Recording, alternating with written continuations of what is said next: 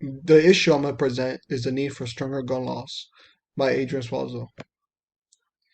The reason I'm for stronger gun laws is because I believe it's not fair that we must live in a nation that people are afraid to leave their homes because of gun violence. Nobody should ever be afraid of leaving their homes. The amendment that supports this issue is the Second Amendment, the right to keep and bear arms, ratified in 1791. The Gun Control Act of 1968 was a direct response to controversy over gun violence and assassinations that had starkly come up in the 1960s. This landmark symbolized a major milestone in the movement of federal firearms and control in the United States. It set licensing requirements for firearms dealers, prohibited certain individuals having firearms, such as convicted felons and those who were mentally ill, from possessing firearms, regulated interstate firearms transfer, among many others, and imposed restrictions on the sale of firearms to minors.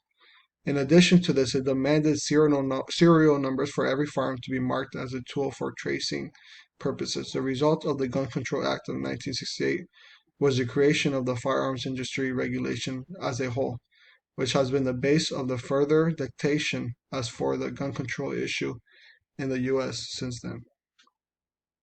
The history. The Second Amendment of the United States Constitution was created to ensure the safety of individual rights, and that the balance of power is kept equal between the government and its citizen. The foundation of the Constitution in the late 18th century included fear about the prospect of an oppressive government and the need to protect communities and individuals.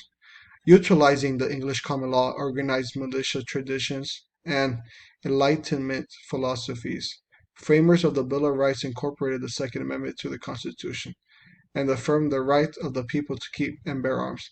This right, enshrined in the Bill of Rights, which was passed in 1791 as part of the Bill of Rights, is a testament to the principles of self-defense, civic duty, and the belief that an armed citizen serves as a check and balance against tyranny. The effect in our society. The Second Amendment affects American life in various ways as it relates to discussions, laws, and opinion about gun rights, gun control, and public security. It nurtures a culture of firearm possession and self defense, where millions of Americans practice their right to keep and bear arms for personal protection, hunting, sport shooting, as well as other lawful reasons. Nonetheless, the way the Second Amendment is interpreted and implemented becomes disputed frequently when talking about this level of rights versus safety, specifically gun and mass shooting incidents.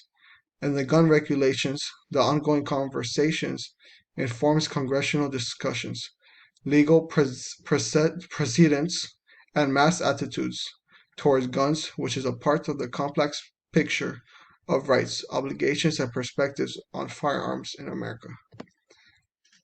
My idea.